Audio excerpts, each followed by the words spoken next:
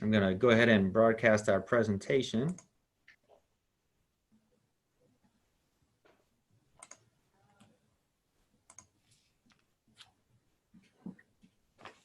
Frank, to confirm, you can see the presentation, correct? I can see it. Okay. Again, welcome everybody. I'm going to give folks just a few more seconds here to filter in, make sure I'm organized.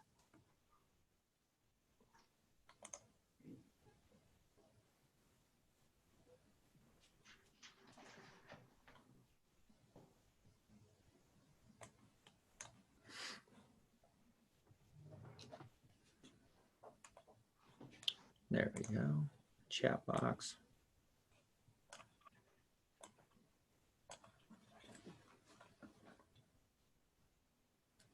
Hi, folks. Well, I'm going to go ahead and get started. Welcome to our online Zoom webinar for the Personnel Testing Council of Southern California.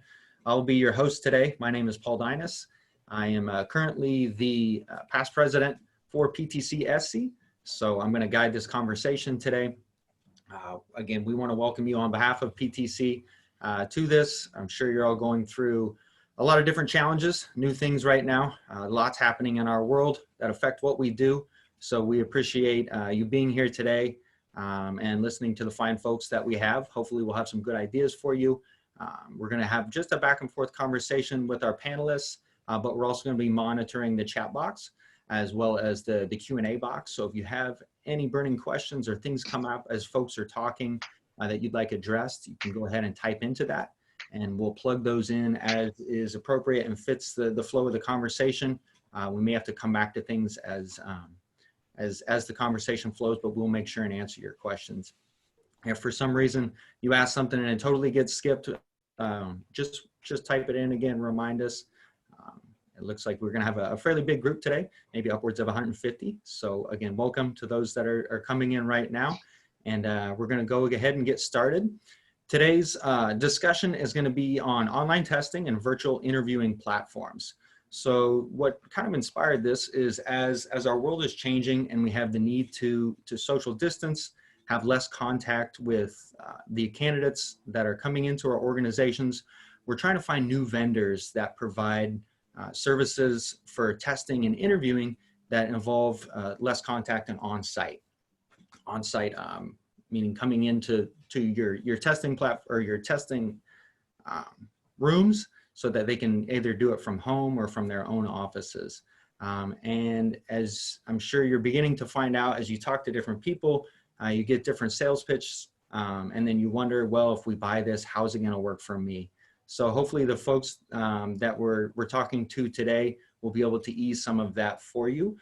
These are people that are working with different vendors already, and so they're gonna be able to give you the candidate experience as well as the HR experience in working with these rather than just the sales pitch. Okay, so our panel today, give me just a moment. Make sense of my screens here, excuse me. First, we have Dr. Frank Olmos, who is the Senior HR Analyst from Los Angeles County of Education. Hello, thank you for inviting me to be part of this great webinar. Thank you, Frank. We have Mr. David Robertson. He is the Director of HR and Labor Relations from Twin Rivers Unified. And again, thanks, Paul, for inviting me, and everybody else. If people don't know, Twin Rivers is in Sacramento. Thanks for joining us, David. We have Mr. Eugene Gornstein. He's the HR Analyst at Anaheim Union High School District. Hello, welcome everyone. Thank you for joining us, and hope you enjoy the rest of this webinar. Mr. Gregory Robinson, Associate Personnel Analyst from Long Beach Unified School District. Good morning, everyone. Just looking forward to being part of this discussion. Miss Allie Bostrone, Senior Personnel Analyst from the City of LA. Hello, thanks for having me. Thanks, Allie. Miss Jessica Didway, Senior Personnel Analyst from the City of LA as well. Good morning, everyone. We're really excited to share our experience and information regarding our online testing. So thank you for having us. And one more Senior Personnel Analyst from the City of LA, Mr. Tommy Siu. Good morning, everyone, and thanks for having me. All right, thank you all. So what we want to talk about today, basically three major topics. And we have an hour and a half, so as much as we can get through all these topics, we will. The most important that we want to start with will be our multiple choice exam platforms. We'll discuss that and then move on to the interviewing oral exam platforms that are used. And if we have time, I'd like to address some of the performance exam platforms as well. Probably more of a focus on software and computer performance exams. But if anybody has any experience that they're actually doing other technical performance exams, we'll address that as well. Wanted to highlight some of the different vendors that we're going to be looking at today. And this is not exclusive or meant to be an ad for any of these vendors. But when we were putting this together, had reached out to some different folks based on who we knew was out there and kind of coming into the field as some emerging vendors that are doing some new things. These are the names that came up. And so the folks that are here with us today have experience with these different vendors being eSkill, Biddle, SparkHire, VidCruiter, TextRecruit, FastTest, PSI, Examity, and ProctorU. Again, not exclusive, but just some that will be covered here. So I will jump straight into our multiple choice exam platform. These are the questions kind of that are most burning in my mind as I was talking to folks about it.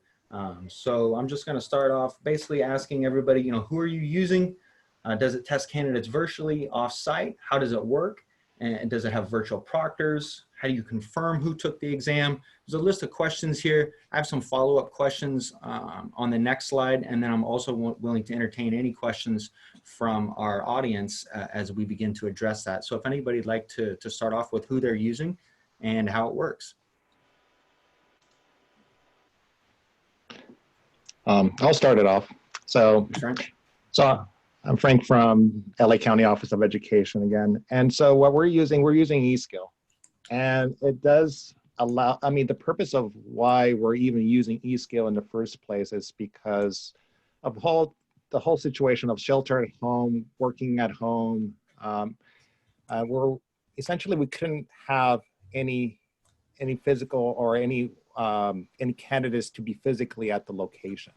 And so we needed to think differently, and we needed to resort into different methods of testing. So we subscribed to eSkill, and we're using eSkill for mostly online testing. And it basically, virtually, online testing, which includes multiple choice, performance exams, even interviewing. And in terms of virtual proctors, it doesn't have that option. They don't provide that service of virtual proctors. So if we're going to do any virtual proctoring, it would need to come from us, from the office. If we want to make sure that the candidates are taking the test, we would have at least have the candidate's webcam on, and then we will be monitoring them ourselves. But in terms of any virtual proctors, they don't provide that service, but they do provide essentially the services I mentioned: multiple choice, performance exams, and interview. And Frank, as I understand with eSkill though, there is an ability for them you could ask a question and they hold up their ID for the screen as part of that written exam or online exam process? That is correct. So you can do, you can mix different types of questions in your exam. And then even though it was not, I don't think it was initially designed for that, but you can have a video question where you ask them, can you please show me your photo ID and state your name? And that's one way that at least we can verify that's the person that is taking the examination. And they had I had mentioned having that concern, and they had told me, well, you can ask them throughout the exam if that was even an issue, maybe 3 different times they have to do that, or whatever your agency was comfortable with.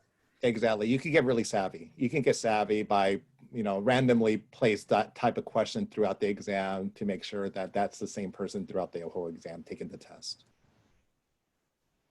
Thanks, Frank. Mm-hmm. Sure. And then I don't mind stepping in for the City of LA. This is Jessica. So in terms of who we're using, we have quite a few different vendors in terms of remote proctoring. We're currently integrated our system with PSI. I know PSI has 2 different types of options, either live proctoring or record and review, and I'll kind of discuss that in a minute. But right now we're only doing record and review. But we've also contracted with Examity and hope to also contract with ProctorU. With those vendors, they give a wide variety of options in terms of the different type of proctoring solutions that you can use for exams. So that's why we're really excited about using those two vendors as we move forward. That's our actual remote proctoring services, but those remote proctoring services are integrated with Biddle, and Biddle is integrated with our insight system, NeoGov. So that allows for and we'll talk more about this down the road, but it allows for the scores to pass over and the integration and the remote proctoring all to kind of coincide together. But just to kind of give you a little insight into those different type of proctoring solutions. So our actual test management system itself allows for candidates to take a non-proctored test online from any location they're choosing. And that would be things like training experience questionnaires, advisor essays, those type of tests you'd want to do in a non-proctored setting. However, given the need for us to ensure test security for certain types of exams, we worked with the various vendors so that we could still use our test management system, but also administer tests using remote proctoring. And that's specific for our multiple choice test. So just to kind of give you some background into the different types of remote proctoring that we do. So in terms of record and review, this is one of the more affordable options because it's completely automated, meaning the candidate never encounters a proctor, but rather they go through the authentication process where they hold up their ID, they take a picture of themselves, they do a room scan, and they complete the test. And then essentially a proctor will review it after the test session. You could imagine some of the pros and cons with these different type of solutions. So finding the one that works for you is going to be kind of the balance of trying to figure out which one. With this one, of course, no one's correcting them on the spot. So candidates are inclined to potentially, be disqualified more likely than you might find in a paper pencil setting, more so because they're not being corrected on the spot.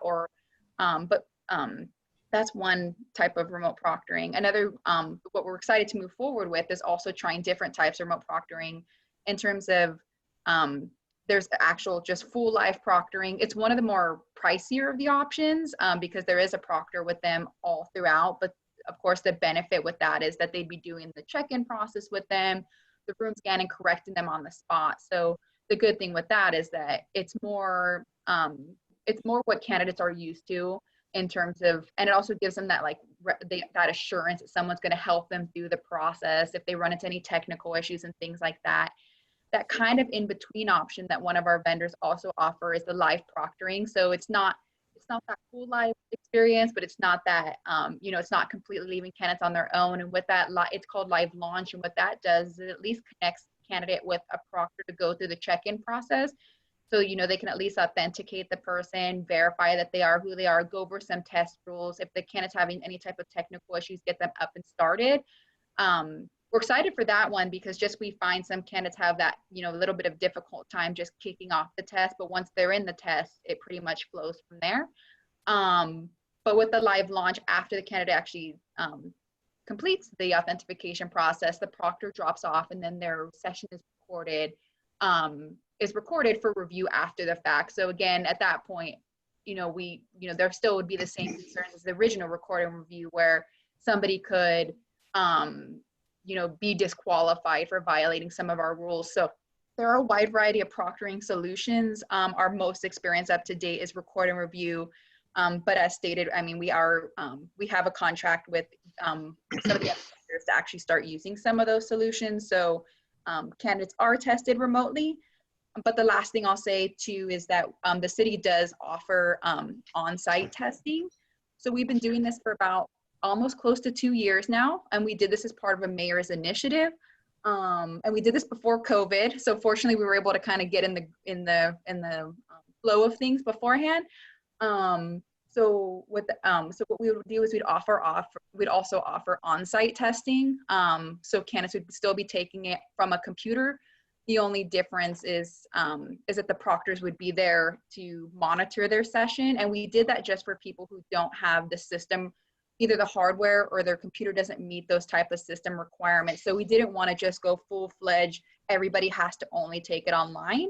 We wanted to allow candidates to have that option. For those who wanted to take it remotely, they could, but for those who didn't have the ability, they could still come on site. But with COVID, that's been presented a little bit more of a challenge for us. So we're just trying to work through that in terms of for those candidates who don't have the hardware, but now we're having limited spacing in terms of accommodating on-site testing. So that's just a little bit of insight for the city of LA. And Jessica, somebody was clarifying that was live launch that you're using? We're using, no, right now we're using solely record and review, and that's where the candidate does the whole check-in process by themselves following instructions that we provide in addition to instructions that the system, so the system will say, please hold up your ID right now and take a picture. And then they have to verify, like they'll take a picture and then they have to check a little box that says like, yes, this picture meets the requirements and move forward.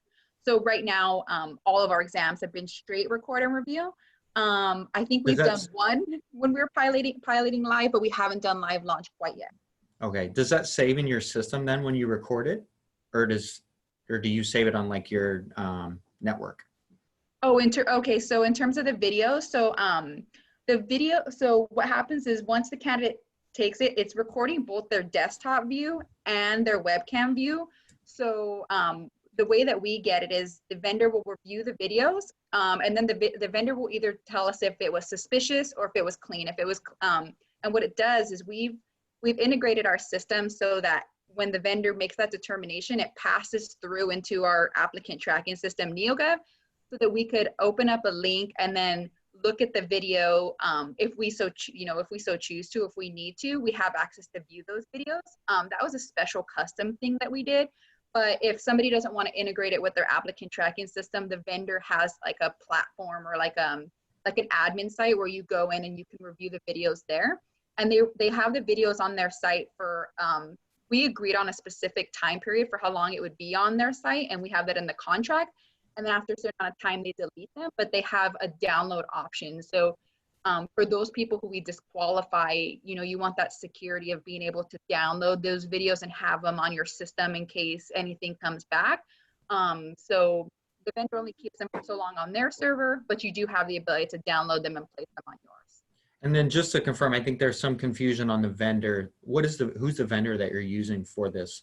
So right now with the primarily record and review option, that is PSI. It's called RP now, but I think PSI bought RP now. So that's the straight record and review. But for the other one that has those options, so the live launch live, and they even have artificial intelligence, that would be ProctorU. And similarly, Examity, those vendors have those three options. So when you're using, for us with PSI, we only are able to use one type of remote proctoring. But when we move to the other vendor, the other vendors, and we plan to use all the vendors to, we plan to use all the vendors for different types of exams. So with those, what will happen is, if you have a certain exam where you feel like you want to use live proctoring, you'll be able to say, I want to use live proctoring for this exam, but I want to use live launch for this exam. So those other vendors have 3 or more options versus PSI only has the one option. Okay, and then you're integrating that with NeoGov. So we integrate actually with, it's kind of complicated, but we integrate with, the remote proctoring is integrated with Biddle, and Biddle is integrated with NeoGov. So we have kind of like a third, like a little in-between bridge that gaps it together. So if that integrated with other applicant trackings like EdJoin or whatever else someone might be using, you wouldn't know that as much as, because it's with Biddle is how you integrate it with NeoGov. Correct, but before we ever integrated and we were just pilot testing PSI originally, we were still, it didn't have to integrate, we just wanted it because we wanted the video, we wanted a one-stop shop where everything was in our applicant tracking system so we could access the videos over there. But when we didn't have it integrated, you could still go on to like the PSI admin site or dashboard where you would still be accessing those videos. There's just some pros and cons to having it one way versus the other. But that's why we chose to have it integrated. Okay. It was preference. Thanks, Jessica. And I can elaborate a little bit. So at Anaheim Union, we're using TestGenius, which is an extension of Biddle. I think Biddle is like a parent company. And so TestGenius is one of the names of their services that they offer. And TestGenius itself doesn't have a proctoring system set up. You'd have to partner, like Jessica was saying. We're not using a proctor right now. We're kind of testing out the honesty policy. We let them know in the notice that testing offsite is a privilege and that they may be asked to come in person to take a parallel version of the exam. But it's also worth mentioning that it's just an in-between step to take a online written exam. So they would still have to take other exams. So in a worst case scenario where they had someone else take it for them, that would only get them to the next step in the recruitment. But on the more positive side, some of the things that we like about Test Genius at Anaheim is that you can create custom tests. So not every vendor allows you to create a custom test. With Test Genius, you can go in and create a custom test, whether it be multiple choice, true, false. I believe they have like drag and drop as like question item types. So they have some diversity in your question types there. So that's nice. As far as the I'm sorry, excuse me, the test results, they don't have as robust of an analysis as like a NeoGov. So if you're used to using NeoGov for the analysis for the different types of data analysis you like to do with the results, you can't do that as much with Test Genius, and so you're kind of limited in that way. But it does integrate with NeoGov, as Jessica was saying. That's something we use as well. So the test results are automatically pulled into NeoGov. And you can set it up where you have multiple pass points for different sections. So there's some robustness there where you can really customize it to what you're looking for. But we've had a good experience with it. As far as the tech support as well, also they have a pretty good tech support. So they handle all of that. We send out an email link to the candidates, and that integrates as well too, where each candidate has a unique link. And so you can generate that with NeoGov if you use NeoGov as your applicant tracking. So each candidate will receive email with whatever template you already have created, and it'll have the ability to pull in a unique link special to them. And if they have any problems, they can contact tech support, and tech support helps them. Thanks, Eugene. Yeah, I think now is probably a good time for me to go because we also use Biddle, or excuse me, Test Genius as Anaheim Union is using in Eugene. We're using it a similar way. We don't have a proctor, an online proctor, but we also have an agreement and the honesty policy saying that you may have to come in and take the test again. We also ask questions in a different segment that might relate to that multiple choice or true false or fill in the blank exam.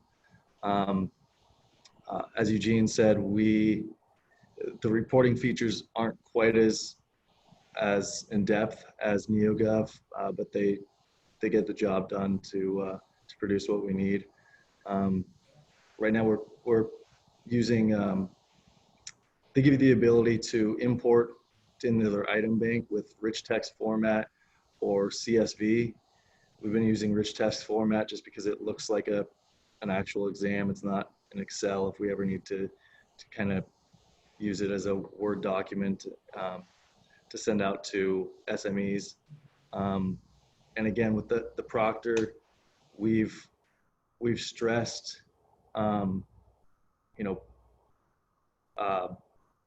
randomizing the questions, randomizing the order of the responses, and again, letting them know that they may be tested on a parallel exam in site.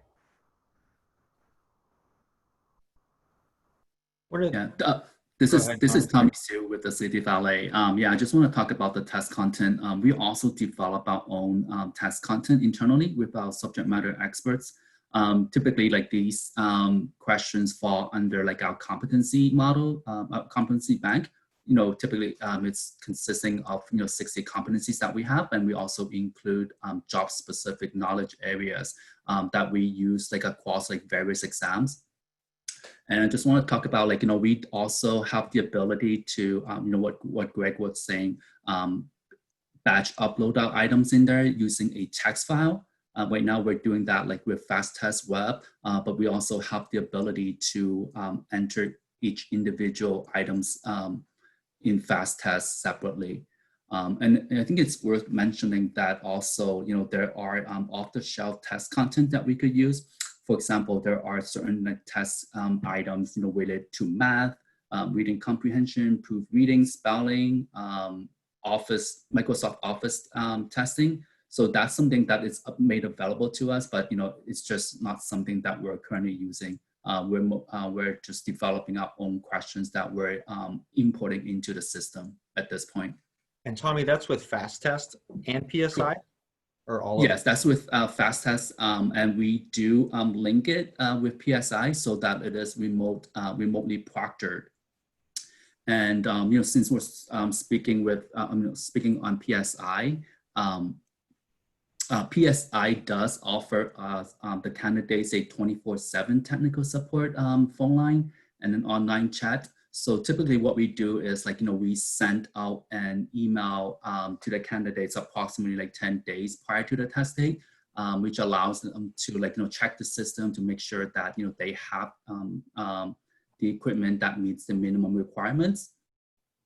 And they have the 24/7 technical support, should they run into issues. Sometimes candidates aren't able to install because there's another software that prohibits them from running that software. So they have access to technical support to resolve any issues that they encounter. And what we also do is we also provide the candidates with the contact information of the exam analyst, so that in case those issues aren't resolved with PSI, we can handle that from that point forward. Thanks, Tommy. Mm-hmm. And so I want to highlight our test content too. I think that's going to be a concern for folks that are using, for example, seen some questions come in about CodeEsp too. If we're already using CodeEsp, how does that sync up with these? I know with CodeEsp, if you're using their materials in an unproctored environment, I don't believe that is in line with their service agreement, unless you're requesting certain materials, because they are developing new materials that can be sent out in an unproctored environment, but it's not all their exam materials. So I would defer you to your contact at CodeEsp for that. But as everybody's talking about these different vendors, it sounds like a lot of the vendors have their own content, but also allow you to enter in additional content from other places as well, or your own. The copyright issues are going to be up to wherever you got that content to begin with. This is Jessica from the City of LA. I know Ali is going to be speaking more on FastTest, and I think you're going to hear the city throw around things like FastTest Web, Biddle, Test Genius. So it's kind of all these different systems for us that kind of play different roles. So I just want to put it up front that sorry for some of the confusion. Right now, we currently use FastTest Web because they have a partnership with Biddle. They're our test delivery system. So I know Ali will be discussing more on the actual platform itself, but one other thing I just wanted to cover, and I know we're going to cover down the road, is just with the remote proctoring that we do, just to be clear, sometimes we get this question is, while the vendor does do the actual proctoring of the exams, or making those determinations regarding if it's clean or suspicious, I just also wanted to clarify though that at the end of the day, we do review the videos and make that final determination ourselves from the city if that person's going to be disqualified. So we use the vendor more as a recommendation and not a final say all, and the candidate never knows that they're going to be disqualified or that their video has even been marked as suspicious until that city notifies those candidates. So I just wanted to clarify about that, and then also speak on the fact that I know Tommy touched on FastTest Web and Biddle, but I know Ali will be jumping more into some of that too from the city's standpoint. Another one that I wanted to just bring up, and it might make more sense towards the end of our presentation, is the cost. Folks are kind of asking about what that cost is going to be, or at least how the pricing structure is going to vary. I know for the City of LA, your overall cost might be very different than, say, Fullerton School District's cost. I mean, oh, sorry. No. Go ahead, Greg. I was just going to back up to your last question regarding CodeEsp. That's been a challenge for us because we are producing unproctored exams. We have been writing a lot of exams, and that's taken a lot of time, but we're very reliant on our SMEs right now, especially for the technical portions of the exams. And we've also communicated with our SMEs that it may look a little bit different. If there was mathematical acuity, was one of the competencies that they were looking for, and it was the mathematics were more in line with the nutrition services. That it won't necessarily, we're going to try to utilize the Office software that Biddle provides, and use the basic mathematics test. They may not have nutrition services workers but it's going to have, we're going to get the same end result.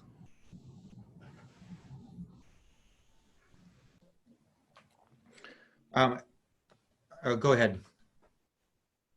I was just going to touch on the cost for TestGenius briefly.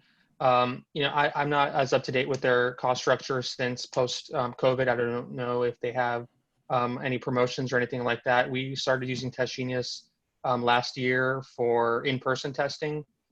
So we have people come into our computer lab and take different exams, mostly performance exams, which I'm sure we'll talk about later. And so they have different packages where you first get, I think the base package is the in-person testing, and then it's an additional cost for remote testing.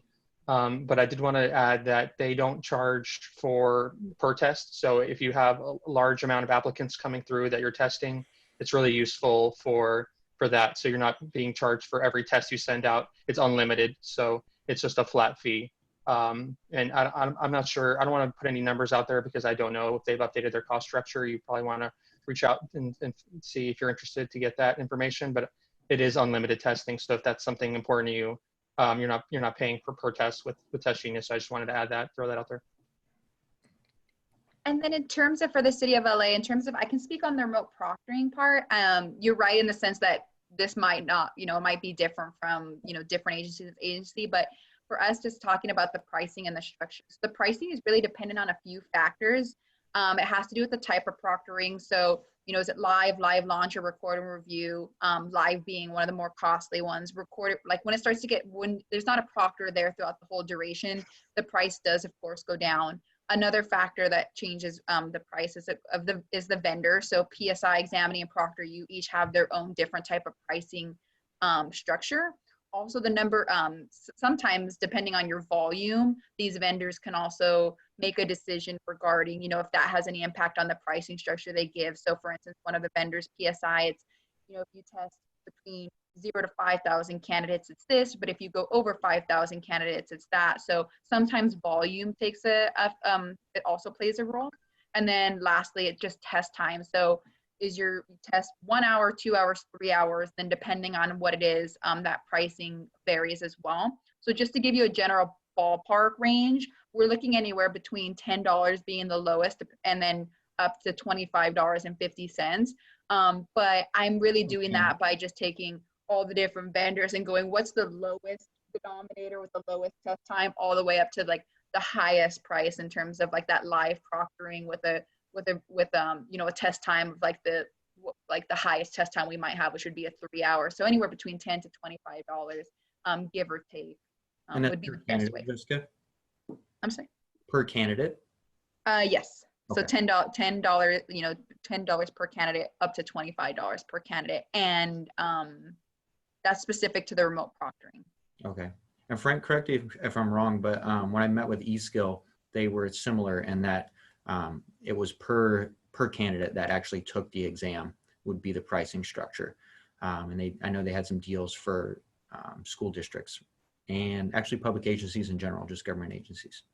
Yeah, that is correct. So essentially you, the way they have their price structure is that it's based on volume or how many candidates you're going to be testing for a given year. And so it does provide with flexibility, especially if you're a small school district or a city. At least you can work with that vendor that is not necessarily a per test, although that is part of the equation. It's really like, let's say, how many tests for a given year. It doesn't really account for the type of tests. And they may include that, you know, they may give you a higher price depending on the services that they're providing you, like video recorded interviews or anything like that. But you can work with them. It's scalable. And that was a key selling point for us, because at least we can identify like how many candidates we're going to be testing for a given year. And also, I would say this is a outlier year for us because of the COVID situation. We're probably going to be doing more online testing now. So assuming and hoping that things get better as as time goes on, we're going to do more in-person testing. So that number's going to go down, making our price probably with eSkill go, at least our price quote may go down as well. And then, sorry, just to add to that, for the city of LA, again, sorry about that. So it is, you are correct in saying it is per candidate, but there are different factors just to consider too, in terms of like, you may invite a certain number, but it's only the people who actually took the test. Not actually, you know, it's not just anybody who was invited. Just want to clarify that too. And then sometimes there's different things about, you know, if a candidate cancels within a certain time frame or rescheduling. So there's certain things that can play into the cost as well. And then I also just wanted to double check, and I just got confirmation. So in terms of us using our actual test delivery system or the integration with Biddle, that for us is $40,000. So, you know, approximately $40,000. So that's separate from the remote proctoring. Another question I wanted, or I guess two questions. One is fairly easy. There's some questions about who integrates with EdJoin, if anybody knows that. And then another one regarding, has anybody gotten any appeals with any sort of the new testing processes? Not yet. Well, from the city of LA, we allow appeals or protests for candidates. We give them all that opportunity after we administer a test. But with regards to any decisions made as a result of a video being reviewed, for example, like if a candidate is disqualified, we actually built in an appeal process so that they can appeal the decision that was made. And we have a process where that escalates further should it need to. What kind of criteria do you use, Allie, to determine if they are going to be disqualified? So there's some basic ones that are like, you know, they didn't show their ID or a valid ID or take a picture of themselves. For IDs, for example, we actually give them 3 days to provide their copy of their ID. And if they do, we'll take it and we will not disqualify them for that. But there's other things where, for example, we would allow scratch paper on a test. But we've built into our system, or actually the test form, a section where they have to show to the camera their scratch paper at the beginning to make sure that it's blank. And then at the end, they have to show it again and then tear it up. So for example, if they don't do that correctly or properly, then they could be disqualified for that. But there's a variety of things. So some of like leaving the testing room or the view of the webcam during the test. But I would say majority of the issues we have are probably with the scratch paper, which is why, so we're working on a system that's being built by Biddle, another system called TestWriter.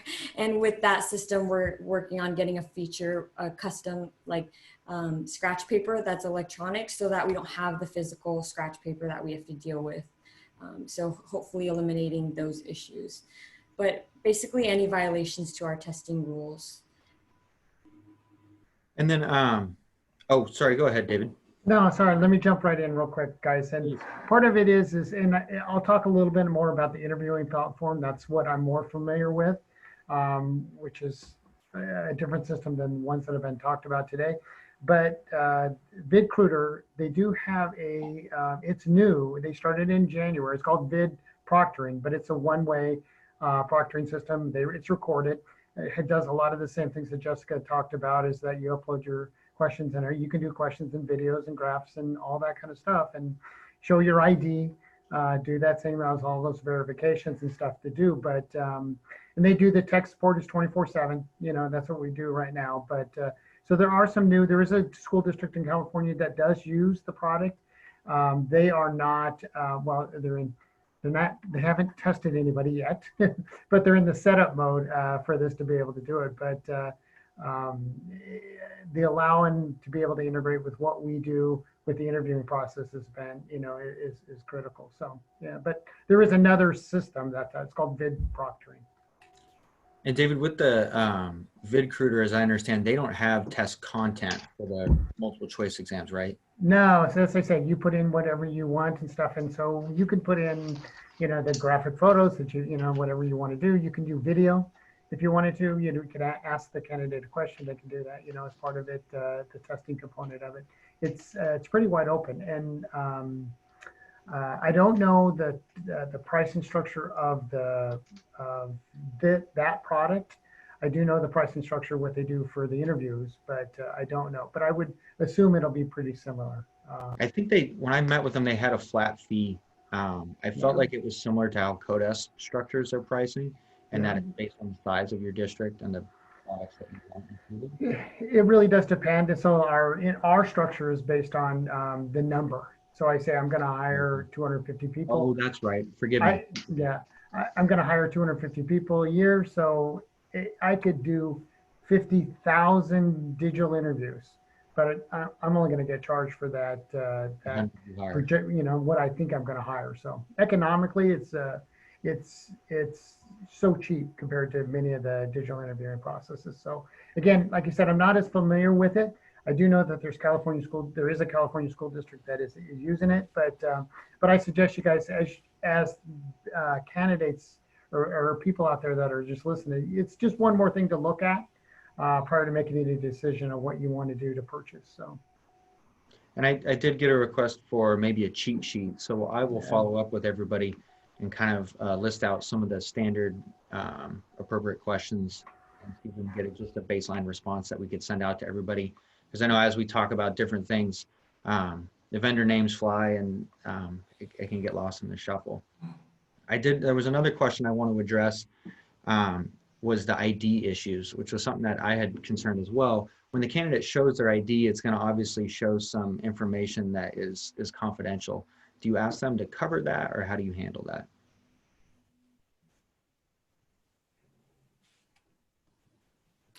We don't ask them to cover that information. You mean like their ID number and stuff like that? Well, like their age. Age would be the biggest thing that I can think of.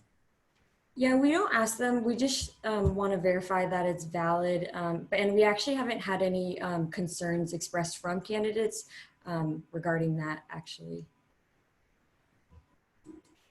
I would hope, I guess, as long as it's privy to HR, that it's just part of the confidentiality of your HR process then. Yeah. For us, I think for the city, I mean, even when they would come check in for the on-site testing, they would have to, show their ID. I know the difference is just this one's taking a picture. I mean, we haven't had any issues or any concerns, like Ali said. We definitely don't take into account any of that information. I mean, there's certain forms of ID that the vendors don't want to accept, things like military IDs. And then also we don't accept like our city badges, but that's just a personnel department specific preference. But we haven't had any issues or ran into any problems with it. We're the same. Essentially, when we asked the candidate to show their photo ID, I did have one candidate who did express concern, and I just conveyed that information, the only person that sees that is our office staff. Nobody else sees it, nobody else from the outside, nobody else, not even the evaluators see that. It's only from, personal staff will only see that information. So I just giving that reassurance to that candidate that information is it's going to be maintained confidential. But we don't take any extra efforts to like, let's say, blur that out or take it out. Just like in a physical exam, when they show us their ID, we see that anyway too. So it's similar to that situation. I want to honor everybody's time, and if we can come back to any of the multiple choice, I want to at the end, but to make sure that we cover our interviewing process as well, I'd like to move on to that and kind of jump into it to find out, what systems are you using? I know there's obviously the free platforms like Zoom, Google Hangouts, Skype, that sort of thing. If that's what you're using and it's working, feel free to address that. But if there are any vendors that you're paying for that have some additional features regarding scoring, saving those interviews, as well as sending it out to your raters and how that's being done. So this one I'd like to talk to. So about 6 years ago, one of the things that we talked about the efficiency of an organization. And so, we're, moderately sized school district, about 26,000 students, 52 schools. And, my step, and I'm just going to give a little bit of history. So you stepped into it and I realized that we were interviewing candidates over and over and over again. you know, for every one of the elementary school teaching positions. And I'm like, why are we doing this? You know, it seems like a pretty inefficient process, you know, and to what we did. And so that's where I started looking. There are a variety of companies that are out there that will do it. We use VidCruiter. We've been very highly appreciative of everything that they do. They do this tech support is 24/7. Again, if you know me, I don't always trust salespeople at all. And so I do things like I had my friend go up to Lake Tahoe on the weekend on a Sunday afternoon, pretend she didn't know how to use technology with a short, not the best Wi-Fi connection. And they spent 2.5 hours trying to get her to get this done. And it was actually done, and we did a test that way. Now, they didn't know I was setting it up that way, but again, it's they do the tech support is there, but as you guys know, we laugh about it sometimes, is that support is so critical because I don't have the time to answer all these questions about, you know, the tech support, and I can't give that to my team to answer those tech supports. But the way the interview process works is that we have it at EdJoin. EdJoin, when you apply to a job, EdJoin will send an email at the very end, said, hey, thank you for applying. You know, we've received your application. Well, we just changed that email at the end. The email now says hey, thank you for applying. You've passed the first step. Second step is to complete a digital interview. And then the link to the interview is right in that, embedded into that email. So literally, they can log on, they do the interview at any time. It's recorded. And as I said earlier, pricing structure is based on how many people I hire each year. You know, we've kind of kept the standard 250 every year. But again, smaller districts are using it because I only hire 30, you know, and larger districts are even bigger in that component of it.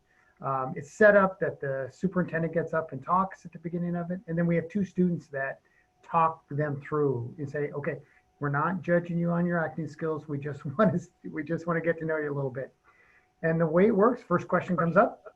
They got, and you can set it however you want. We don't let them re-record because it's an interview. Sorry, you know, like you didn't answer the question correctly. You don't get to, it's not a do-over. So, but you can allow people to record it. I can actually, as the administrator, log on and send the link back out and have them record a question. Even if they blow a question really bad, something happens, I can have them do just the one question over again. So there are systems that are built in. The security part, and so it does the interviews. There's they have 30 seconds to look at the question, 3 minutes to answer it. And so I don't know about you guys, but it's like when you're doing interviews, sometimes you know, in an interview process, you know, by the 3rd or 4th question that this is not somebody that's going to work out for us and stuff. And so that's great, you know, so we move on, you know, to a candidate. So it's about efficiency part of it. When we're done, all my managers have the ability to log onto the system. They can see all the candidates at any given time. I can send them links to the digital interviews. I can send them. But the other thing that VidCruiter does, which was really the reason why we went with them compared to some of the other companies, is it does a reference check. So the candidate puts in their references right then. The system sends out an email. So typically, before I even see their recorded digital interview, I have references back on folks. And then what the system does is all the security parts is that if it's a match of an IP address, so somebody created multiple Gmail accounts and doing references for themselves, it's all going to match an IP address. So it'll alert you that there's a concern or a question. So there's those built-in safety features. But we've been highly appreciative of the system. Like I said, we've been using over the last 5 years and probably hired 1,200 people through this process. And that includes all the way up to, we do it with principals and executive directors all the way through the organization. So. Thank you, David. And as we continue on here, I wanted to just give the panelists an alert that if any of the questions that are coming up in that Q&A, if you have an answer to that, feel free that you can type that in there for folks. So as someone else is discussing something, you can just create a little more dynamic conversation for folks as well. But thank you, David. And that was all for VidCruiter. So I can talk about another vendor that we're using in Anaheim Union. It's called SparkHire. So SparkHire is probably very similar to VidCruiter, just based on the way David was describing it. I think they have similar services that they offer. But just to kind of run through the questions, you can do a live interview where you have your raters and your candidates come at the same time. And you can also do one-way interview, which we're using right now, where the candidates will be shown the questions and record their answers, and then that video is saved on SparkHire server and in their platform on their website, and then we just send the raters the links to the videos, and they can watch it at their convenience and at their leisure. It's very convenient for now, based on just how difficult it is to schedule people. It's worked really well for us. The way it works, and again, similar to how David was describing VidCruiter, you can set up think time, which is how much time you want the candidates to have once they see the question before they're recorded. You can set how long you want the answer to be limited to, so 1, 2, 3 minute long answer. And then you can also allow retakes if you want. So you can say they can do 1 retake or 2 retakes if they don't like their answer. You can record yourself asking the questions, or you can use just text where they just read the question to themselves. There's like an intro video and an outro video that's optional that you can include if you want to do something about branding to kind of talk about your organization and try to sell it a little bit to the candidates to get them to be more engaged. And then as far as the scoring, they have like a pretty rudimentary star-based scoring system, but we don't use that when we do our rating. I create a rubric and an Excel document separately, or in Google Sheets and Google Docs, and then we use that in conjunction with the videos so that the raters will see the rubric and enter their scores in the Google Docs Sheets platform based on the videos that they watch within SparkHire. They store the videos for 1 year, so that's good for us, because if we ever need to go back, we can look at it. It's up to 1 year. And you can create the questions, obviously, and put it in there. And so far, we've gotten good feedback from that. They also have an app. So I know there's questions people ask about any system they use. What if people don't have technology to use this? That can definitely be a hurdle. Most people will have a smartphone, so that you can do that to do the interview with. Also, we don't require video for the interview if you don't have video. It hasn't happened yet, but we would accept a voice answers too as well. And then in a worst case scenario where when someone doesn't have any access to that, we haven't had that come up, but our contingency plan would be to invite them to the office in a socially distant setting where we would assist them with recording their answers and try to mirror the process as much as possible. It hasn't happened yet, but that would be the plan we would use if it did come up. Eugene, thanks, because Yes. it is very similar to SparkHire, and Rivs is another company that very similar, that does some of the same things and everything else. The one thing with the other thing that I forgot to mention about VidCruiter is that there's a live component to it, so we could do live interviews. So one of the issues that we had to roll to was that Zoom. And you're trying to do an interview over Zoom, but you don't really have that paperwork, that documentation, the questions for a candidate. What VidCruiter does have a live component where you can actually do it live, share the questions on a screen. It looks like Zoom, but share it on the screen. But then there's all the rating scales on all the questions and answers that people can put their notes into next to it. So that way that's all recorded, and now you have that. You don't have to keep a separate document to kind of track all that information. So for the city of LA, we do have Rivs, but we've only used it on a very, very small scale, like less than 1,000 candidates. So I don't even have experience to speak to that. But one of the things that we're doing for online interviews as a result of COVID-19 is virtual interviews. So using like a video conferencing software like this. So it's a live interview. We have our emails through Google Suites. So we use Google Meets or Google Hangouts. And that's what the agencies would use. And the reason we preferred Google Hangouts versus Skype is because with Skype, you have to create an account, whereas Google Hangouts, you could invite somebody using a link, including the raters. And we've had it where we have raters who are remote, so they could be at their home. The one downside with that is right now we are still using hard copy materials. So we have to ship the materials to them ahead of time and make sure they return it and so forth. So we're not doing anything electronically with our interview materials at this time for confidentiality purposes. We also have the option of the raters coming into the personnel department. And when they do that, we have a couple interview rooms. So we would place the raters in separate interview rooms. We'd provide them with a laptop if they need it. And then the interviews are automatically recorded in those rooms. So that's our way of recording the audio from the interviews. And then the one thing I should mention is the analyst is on the interview call. And then that way they could send the invite to the candidate and facilitate the interviews. Their microphone is muted and their webcam is turned off. So they're just there to facilitate the process. They're not like rating the candidates or anything like that. But that's worked for us pretty well with the adjustments, we've had to make with COVID-19. I don't know. We also have a in-house rating system, which Jessica could speak to more. That was something that we developed internally in the city. Sure. So, I mean, without going into too much, I think one of the reasons why we developed our in-house rating system is the evaluation systems on some of the other types of vendors are usually like star ratings or ratings that just don't really meet what we're looking for in terms of mirroring our actual worksheets that we would use if we were conducting in-person interviews. So without going into too much in depth, we did create an in-house system that has certain parameters in place, and it really allows the candidate to complete their evaluations electronically. And for instance, we require comments. So if a rater tries to submit a worksheet without a comment, the system will give an error message. So it also allows the analyst to review the worksheet as soon as the rater is done completing, or as soon as the rater submits the worksheet. So we did build that in-house to just because of the fact that there was nothing out there that mirrored the worksheets that or the evaluation criteria that we needed for the city.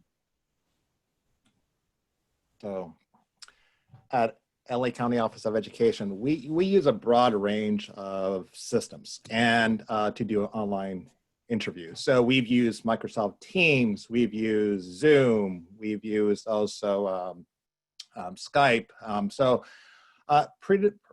then eSkill also has that feature. So it really depends on your situation. In our case, so let me just touch upon eSkill. So eSkill, what it does is that you video record yourself asking the question, and then it gets recorded, and then you can send out the link to the candidates, and then they can take the online interview whenever they want to take it. It's very flexible, but they record themselves responding to the question. And then it does give you some flexibility of how many times you want to give them to re-record them. So we actually give them three attempts. If they want to re-record for whatever reason, the first one didn't come out as how it should be, they can actually re-record them, record the responses.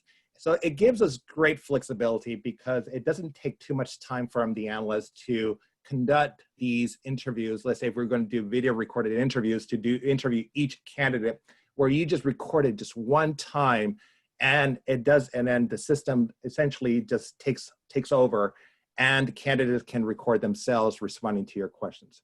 Now, in terms of live interviewing, or at least semi-live interviewing, we use Zoom pretty much and Microsoft Teams, and we actually record them.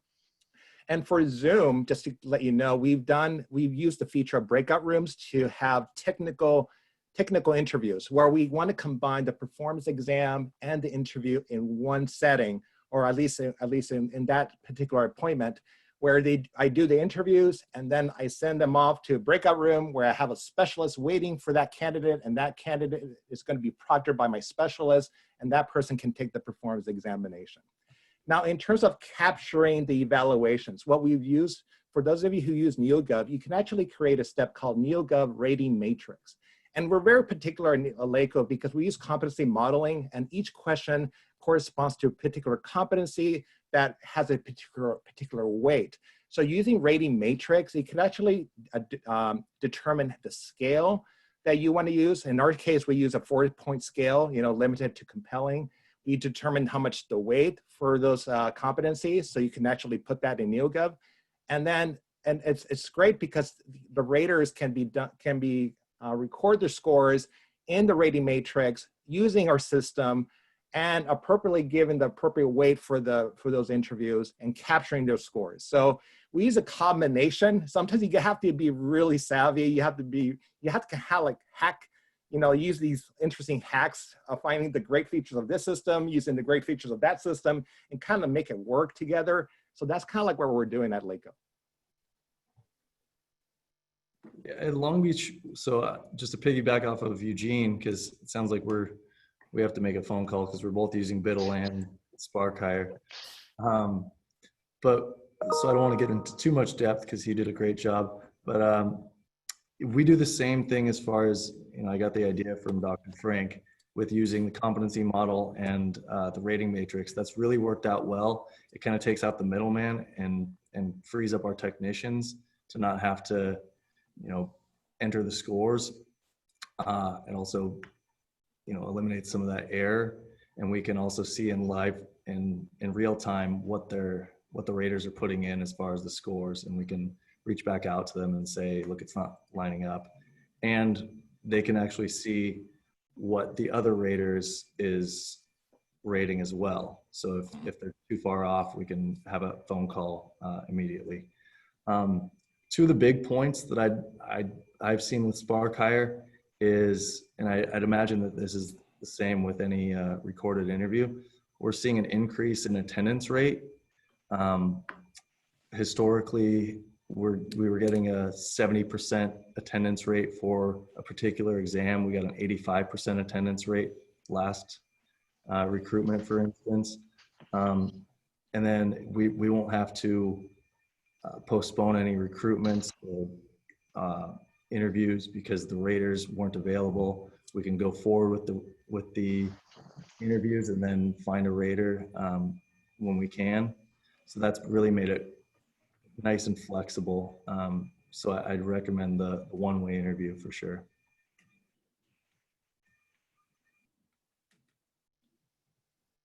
And one other thing I just wanted to touch on briefly is that the tech support's really great with SparkHire. They have an ability to use a tutorial and you can record practice videos.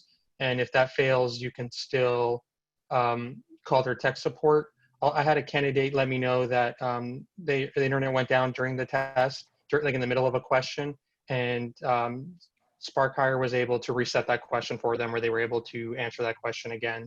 So there's great tech support with SparkHire. I know that's something a lot of us worry about when we're asking our candidates to use a third-party vendor, is how can we help them if they have issues, since it's probably foreign to us. But at least with SparkHire, and it sounds like VidCruiter as well, we haven't set up like a secret shopper to test their tech support, but from what we've seen from the candidate response, it seems to be going well. Thanks, Eugene. That's a good transition to kind of continue that conversation about who's helping the candidates if they have trouble. And then there was a really good question posed. Unfortunately, I think she had to leave, so I'll follow up with her about just disparate impact with using more technology for this interview portion as well as even the written portion. Are we keeping certain candidates, from moving forward, or is it having an impact on them outside of their ability to do the job, and how are we handling that? So that was one of the questions when we first started, Paul, because we didn't want to, create systems that is going to cause people to either not apply. But one of the factors that we also looked at is that, especially for our teaching ranks, we want teachers to use technology. We want principals to use technology. They should be able to navigate some of the simple things like this to be able, so that's in a sense is the first test. Can you navigate that part of it? The other thing we do is, and Eugene said it, is that all these companies, they have an app, so we can do it on their phone. They don't have to have a computer. They don't get, most smartphones they can do it from. The other thing is we did this initially for the first 2 years, is we set up a place in our HR office that somebody, if they needed to do it, they could come in. We had a laptop ready. They could do their digital interviews. Staff was there. We had one person do it over the first 2 years. And then since then, nobody's ever asked. So, do I think You know, I don't think there really is a disparity, but again, our experience we haven't found that. And I think that's a critical point, David, is that, you know, depending on the recruitment, it could be considered a function of your success in that position. Just to share a quick experience, we did have one candidate who was saying that this person didn't have internet access, didn't have a computer. And so we do have those exceptions, and we do offer for those candidates that do let us know that they have an issue with that, or they don't have access to a computer or internet, in-person testing. And we do it in a very extremely responsible way where we make sure that we're going to be using face masks, you know, social distancing, and like enough space in the room as well.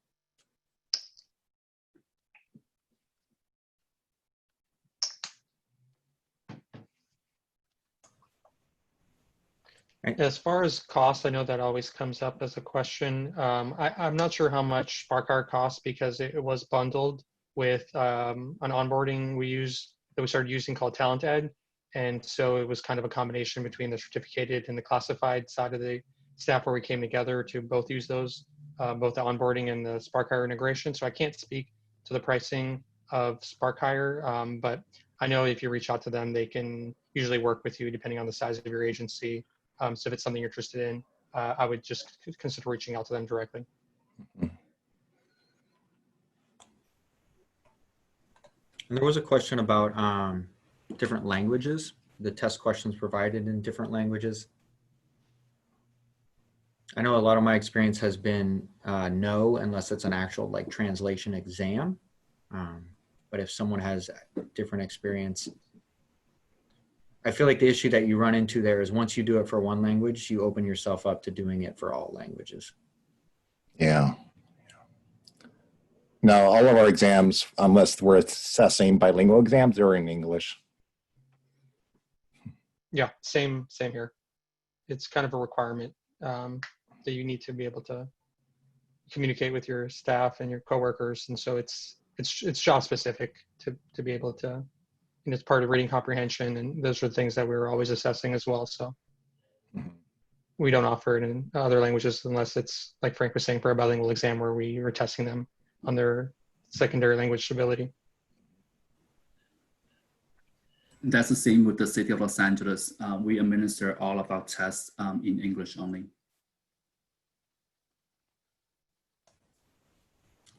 Unless someone has some more to add on this, if we can transition for this last bit of time that we have, I think we have about 20 minutes to kind of get into performance exams that you might be doing with these different platforms. What types of performance exams are you doing, and the capabilities? Just to clarify, are you talking about performance exams meaning even like an essay test component? Yeah, I'm really wide open. I think everything from if I'm using an Excel program or if I need to write a letter to if I'm doing a trades performance exam, if that's even a possibility. So for the city, we could speak to like essay type tests or like a technical exercise, for example, where they're given a prompt and they're asked to respond in a written format. So we do use FastTest Web to administer those exams. So for FastTest Web, there's various like customizations that you can set in order to administer the essay. So for example, you can give like a word limit. It's actually, sorry, it's a word count. It doesn't actually limit the number of words, but because they're only given a limited amount of time, we give a suggestion for what that limit should be based on the prompt being asked. I would say majority of our advisory essays is what we call it, or these types of exercises that are not a weighted component of the exam process.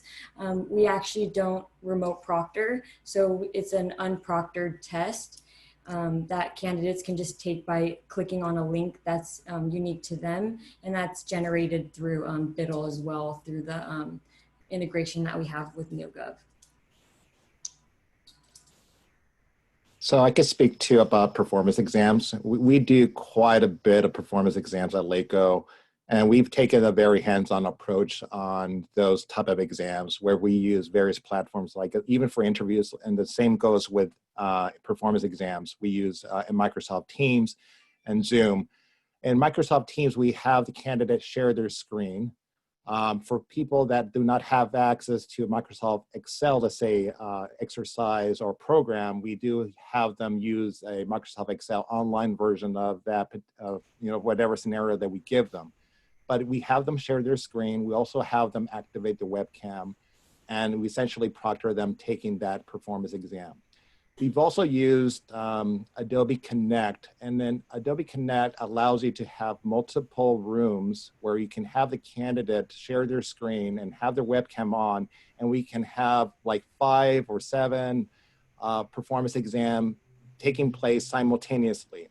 The analyst or whoever's proctoring them may have to toggle from one room to another to kind of monitor them, but essentially we can have to be a little bit more efficient with our staff resources. We can get that going, at least have performance exams simultaneously. But yeah, we do frequently performance exams of all types using, it depends on the scenario. It could be a memo they have to generate, using Excel, using formulas, calculate various things. But we just closely monitor them to make sure that they're not using the internet, they're not using dual screens, there's nobody in the room, to make sure that they're the ones actually taking the test. The one thing I want to add too is I mentioned that we unproctor our exercises that are like a essay response format. Our rationale for that is that it's a test where it's based off a situation or hypothetical type prompt, and it's usually an hour or whatever it is, so a limited time frame in which they must complete it. So that's why we're okay with it being unproctored.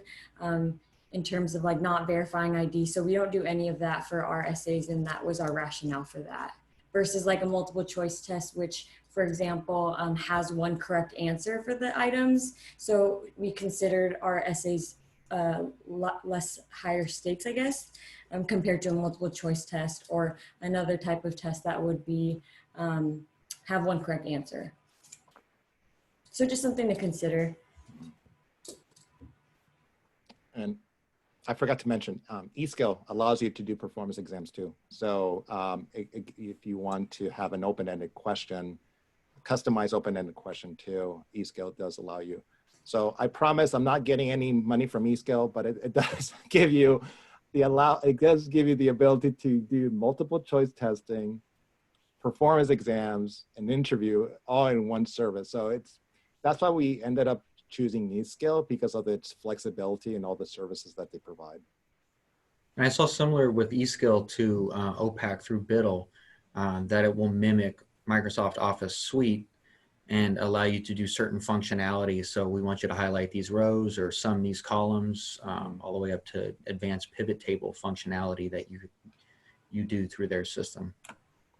Yeah, so eSkill does have what we call simulated exercises. So it's not necessarily you need a program the actual program to get these items or get the items correct. So it's all in the simulated environment. I've seen it very similar to with Biddle type of exams, where essentially it's a simulated environment, and then they simulate the Excel, Word, or PowerPoint, or any other programs, and then the candidate would just need to figure out how to find the right answer, and then it'll give them credit if they get it, and incorrect if they don't get it right. And just to back off of that, similar to what Frank was saying with TestGenius, which is another way of saying Biddle, it's the same company. Basically, they simulate the environment. So you don't, if you want to test someone on Microsoft Word, they don't actually need to have Microsoft Word. It loads within the browser. So if you open the link that they get sent, everything is done within the browser. So you don't. That's a limitation that you don't have to worry about. They don't have to purchase or have a license for Microsoft Office if you want to test them on that. It tests them on things like bold this word in this paragraph or change the margins and things like that. It also tracks their mouse, and so it can tell you where they clicked and how many attempts it took if you give them more than one attempt per task that they're being asked to do. So it's pretty useful for that. So it does do the written exam and the performance exam. That's why we like Test Genius. And something I just wanted to touch on that Ali mentioned about the multiple choice tests have one right answer. Since our tests are unproctored, we keep that in mind, that we design questions that aren't easily Googleable. So it's not like, what's the definition of this? Or it's more like situational judgment, where they have to make a judgment call on what's the appropriate course of action, or reading comprehension, where you're not going to be able to Google, what's the, meaning of this, within the paragraph that you'd have to read to understand. So those are things you want to keep in mind if you're doing unproctored, that you want to make it as difficult to, Google the answer kind of question, design it that way. And you have some level of security in, in some sense, that if you go that route. And I think time restrictions is also important with that in mind too, making sure that the appropriate time limit is given, so that they aren't able to Google something quickly. Mm-hmm. Yeah, that's a good point, Greg. Yeah, the time restrictions make it very difficult to research for the questions. You'll run out of time before you can do all of it. That's right. And then I see one of the questions is asking about scoring. At least with Test Genius, you can get a score for each individual performance test. So whether it's, you're testing reading comprehension or attention to detail and Microsoft Office, they'll get a score for each section. And so you can set a pass point individually. So you can say, I want them to be at least 70% on Microsoft Word, 65% on Excel, and 60% on attention to detail or something like that. So you can set your pass points individually based on which exam you want to score. And, depending on the job that you're testing for, you may want to put more weight on certain portions of the exam as well. If you want to use an overall score, you can use section weights for that as well. And that's part of the integration with NeoGov, that you can control it that way.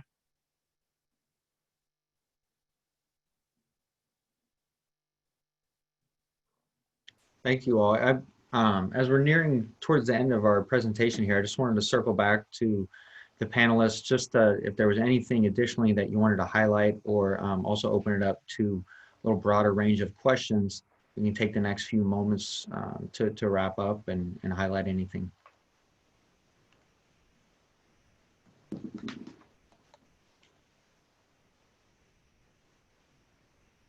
Give everybody a moment to think on that, and just kind of highlight what our next webinar is going to entail.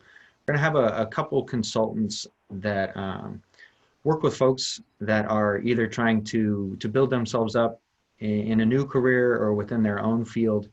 Fantastic professional, Lisa Gretsch.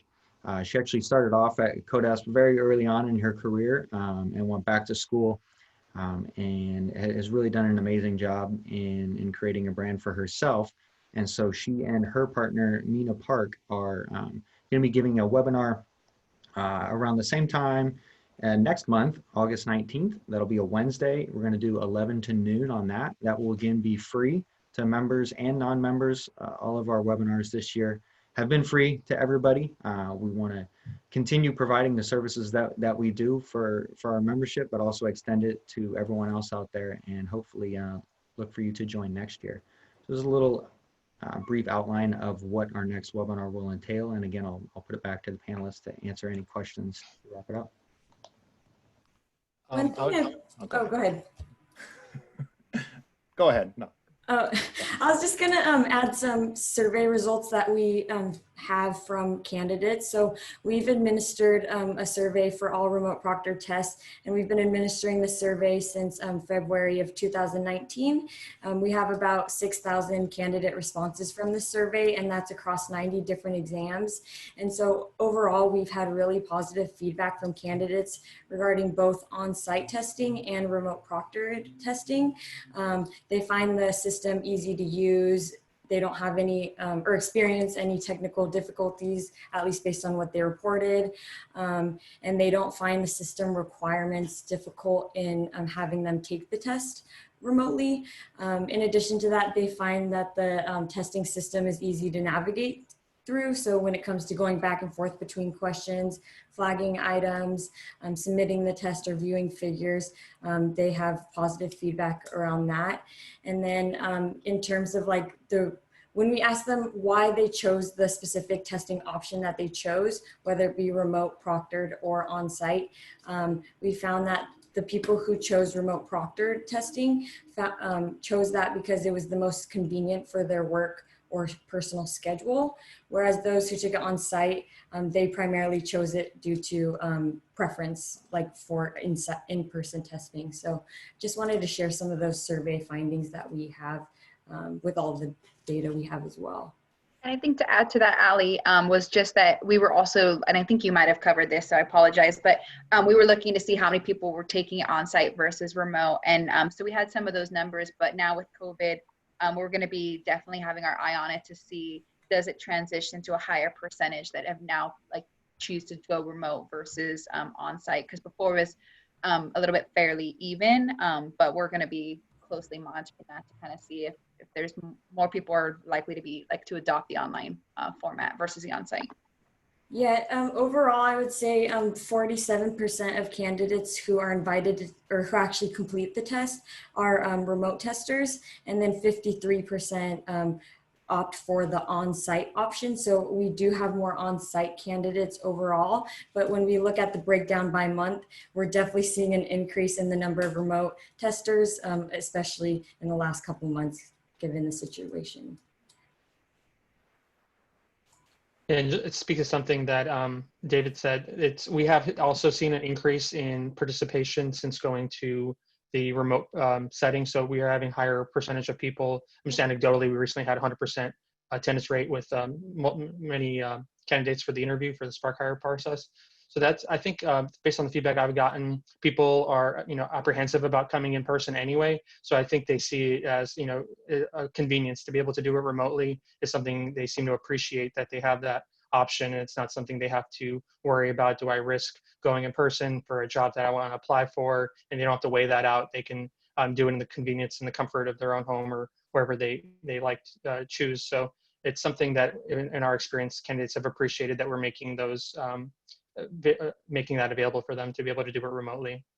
I think something worthwhile too to mention from the city standpoint is that we've tested this on an abundance of different exams with all different sizes of candidate groups, and we've done it with craft classes, clerical classes, professional classes, all different wide variety. And the reason why I mentioned that a lot of times there's that concern about, if there's certain job classifications that might have a more difficult time adopting this type of testing format. And again, we've done it on all different types of job classifications, and we've been doing it again coming up on 2 years now pretty soon. So and that's why it's been helpful to have the technical support and all those other various things. But just wanted to mention that we do again offer it to all different types of job classifications. I just wanted to go ahead. Frank, sorry. I No, just wanted to go into it. Go. Eugene's correct, but the response rate is for us has been highly successful. People are very appreciative. We're actually able to move very quickly through the process, the interview process, because we can we've got the digital interview plus the references done immediately. And I think our candidates have been very appreciative about the response rates. We're able to get back to them within a very quick turnaround time to be able to potentially make offers and positions and stuff. So I know our candidates that have done it have greatly appreciated. The other thing that we, again, as part of the discovery, there's two factors. One is that we learned that it made interviewing folks that don't live in our area. We recruit speech language pathologists from across the nation.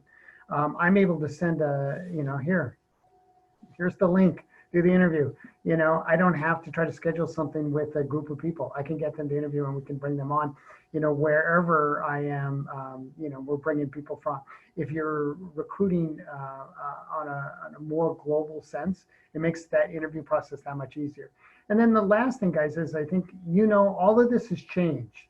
And my experience of doing this for a number of years is that change was hard when we started this about 6 years ago.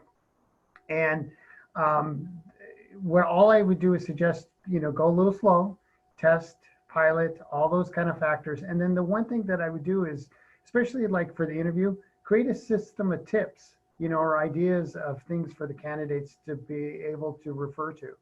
It's really helped because part of the first thing they get is, here's some tips to make the interview process easier. And one of them is the simplest one. Have a friend sit behind the computer screen that you know. It's a familiar face that's going to nod. That's going to, be that smile. It just makes this so you feel like you're not talking to a machine. So those are the kind of human things that we can do in the HR part of it to make this process so much easier for the candidates we have. And again, I think that's where the skill set of this group of people can help. I was just going to bring up a question that was brought up here regarding performance exams for trade type of classifications. Quick story. Right before COVID, or right before we had to be shelter in place and work remotely, I had this custodian process already all set. We have this great simulation performance exam. And because of that situation that we're in, that we had to do everything remotely, I couldn't implement that simulation performance exam. So I had to adapt my exam process. So what I did, I created a multiple choice questions that dealt with more technical questions about, performing duties for the custodian job. I also added additional questions in my oral examination. So I had to adapt because the reason that they don't have the standardized equipment to do the type of custodian exercise that I needed them to do. The last thing I want to just add, so I want to thank Paul for organizing this event. It was great. Thank you for putting all this together.